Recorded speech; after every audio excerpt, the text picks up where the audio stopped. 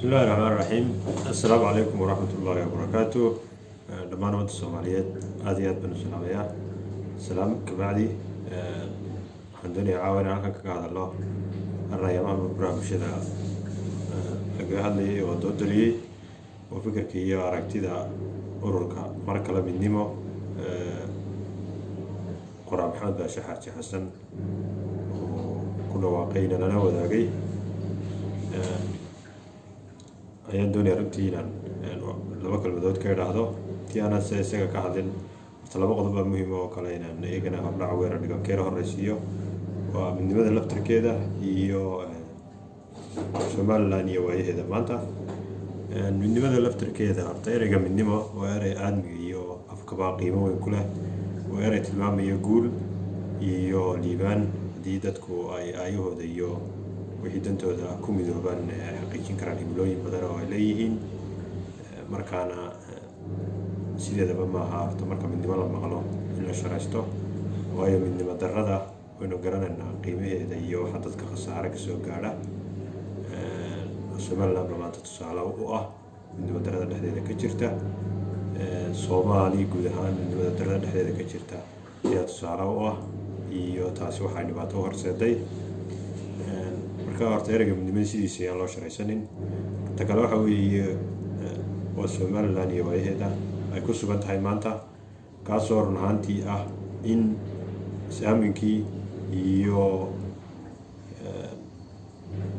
wax wada lahaanshihii iyo huntii wanaagsanayd iyo rajadii ay muddo lahayd intiiba ay meeshii ka baxeen oo maanta qof wixii soddonkaa sano ee Somaliland jirtay dadku rajay ku noolaayeen rajadii ay ku noolaayeen ayaa iminka mugdi badan hareeyay taas baa keenaysa wax badan oo markii hore muuqan jirin iyo ceebo badan oo aan muuqan jirin iyo fikirro badan oo aan muuqan jirin oo maanta muuqanaya oo dabadeed taana waxa keenay fashilka ku yimi nidaamkii dowladnimo ee Somaliland ayaa keenay ceebta iyo wax badan oo dibadda u soo baxay marka horta fikradda ah midnimo mar kale maxamed baashaxaad xasan uu nala wadaagay maaha markii u horeysay iyo ciddii u horeysay ee fikradda qabta dad badan oo qaybaha kala duwan ee bulshadeena ka mid ah oo nooc walba isugu jira ayaa aaminsan fikraddaas qaar xamar jooga qaar Hargeysa jooga qaar gobolada kala jooga iyo deegaamo dhan oo aaminsan baa fikradda dadka aaminsan ay ku badan yihiin marka horta waa fikrad macruuf oo xoog leh oo caam ah oo dad badan ay aaminsan yihiin taa waxaa kasoo horjeeda fikradda kale ee ka bixidda midnimadii lixdankii iyo Somaliland ay tahay noqoto waddan gaar u jira iyo dal gaar ah taasoo iyadana dad aan tiro yarayn oo fara badan iyo ayadana aaminsan yihiin oo dadka ka soo horjeeda waan anigu ka mid ahay marka horta dadka fikradda aaminsanaynu ka hadlaynaa maaha dad Somaliland ka baxsanay waa dadkii waddankan lahaa waa dadkii waddankan wada lahaa marka waa dood ay tahay in si miyir qabta looga wada hadlo looga doodo la isku qanciyo waayo qof waliba dantii dadkan iyo waddankan buu meel kale ka arkaa ama ay ugu muuqataa in ay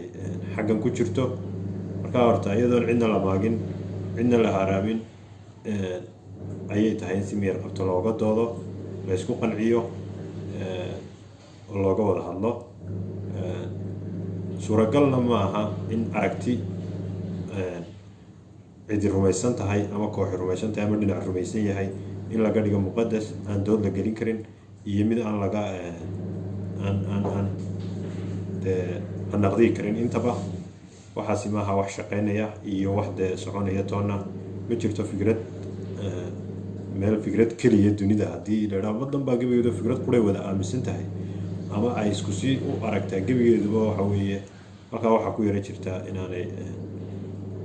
run ahayn marka Somaliland maanta marka waaqiceedu caynkaa yahay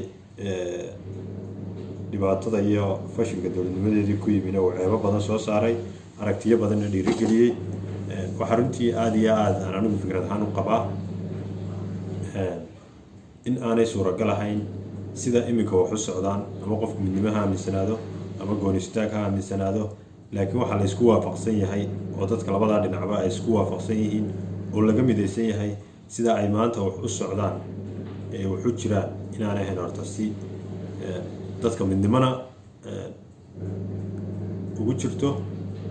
in dal gaara la noqdaana ay ugu jirto. Waxa weeye waa meel iyo wado iyo fikrad aan meel allaala meel ay ku socoto iyo meel ay ka socoto iyo cid ay wadaysaa toonna aanay jirin. waxa weeye intii fikraddaa wada aaminsanayd iyo dadkii fikraddaa wada aaminsanaa xitaa aanay qanaacad ku wada haysanin, iska daa intii wada aaminsanayd intii xataa aan la aaminsanayn aan lagu qancin karin. sababahaan lagu qancinayna waxa weeye waxa la sheegayo waxa lagu dhaqmayo ayaa runtii aada iyo aada u kala duwan oo laba aan islahayn ah. marka anigu waxaan maxamed baashe iyo ciddii la fikraba u soo jeedin lahaa warbarto midnimo mar kale ah inoo dambayse teennii baa kala quban oo aan dadkeedii midaysnayn aynu maanta mar kale waddankeenii dib u xoreyno oo canaasiirta iyo mushkiladda ku habsatay ka xoreyno, dabadeed dadkii reer Somaliland gobol kasta iyo deegaan kasta oo ay joogaan dib la isugu yeedho, halkaa loogu sameeyo muwaafaqo cusub, dabadeeto nidaam cusub iyo dowladnimo cusub oo dhammaan ay dadkiisa oo dhan raallikooda yihiin, dantoodiina lagu mideeyey, ku wada qanacsan yihiin. halkaa laga sameeyo markaa Soomaali mustaqbalkeedii ka wada hadasho oo Somaliland iyo Soomaaliya ay mustaqbalkoodii ka wada hadlaan, dabadeeto halkaa Soomaalidii arrinkeedii mushkiladda inta badan jirtay xal looga raadiyo, halkaa markaa lagaga baxo. sidaas baan anigu kolleyba fikrad ahaan qabaa. aada iyo aadna waan idin salaamaya dhammaantiin.